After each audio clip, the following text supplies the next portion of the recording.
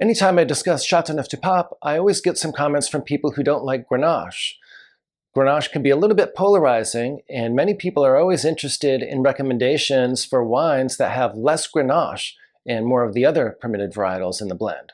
If you're in that category, you'll definitely want to consider Château de Beaucastel. Beaucastel tends to emphasize Mourvèdre in the blends, and at a minimum, typically has no more Grenache than they do Mourvèdre. And so this is definitely a good choice for those of you who are not Grenache fans. The Mourvèdre also tends to be a bit more dominant, and so even if it has an equal percentage of Mourvèdre and Grenache, the Mourvèdre tends to be more expressive in the blend. Beaucastel is a historic producer that traces its roots way back to the 1600s. In the 1600s, it was founded by Pierre de Beaucastel. In the early 1900s, Beaucastel was acquired by the Perrin family, which has owned and operated it ever since.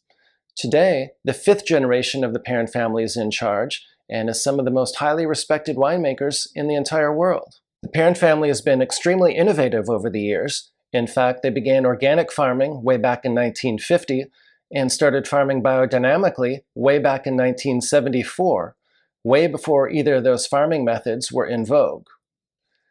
Beaucastel's flagship wine is the Châteauneuf-du-Pape Rouge. The 2020 vintage is the one that's currently in shelves and is an exceptional vintage, as was 2019, so you'll definitely want to consider both of those if you can find them. As mentioned, this wine is equal parts Mourvèdre and Grenache, with about 30% of each. It also has about 10% Syrah, with the rest being other permitted grapes. The Mourvèdre is kind of dominant in this wine, and so you'll get some meaty notes and definitely more of a dark fruit profile. And so if you're a little bit averse to Grenache, you definitely want to give this one a try.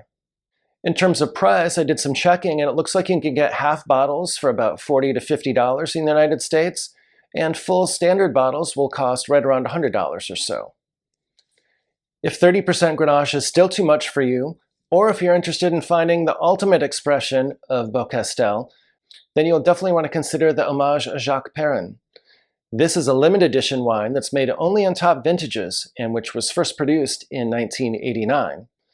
This wine tends to cost more than $300 a bottle, and so it is kind of a coveted, expensive collector's item.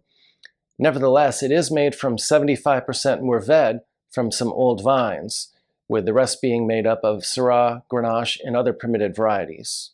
This one has more of a black fruit profile and is a truly special wine, so definitely one you'll want to consider if you're a Beaucastel fan. Beaucastel also makes a Châteauneuf-du-Pape Blanc.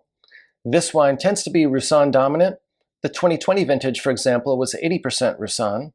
This is a wine that's highly regarded by critics year in and year out.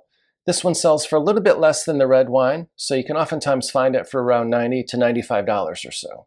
With respect to my favorite vintages, certainly in recent years, the 2019 and the 2020 vintages are both quite strong, so you can't go wrong with either of those vintages, and those are the ones that you're likely to find predominantly available in the marketplace today.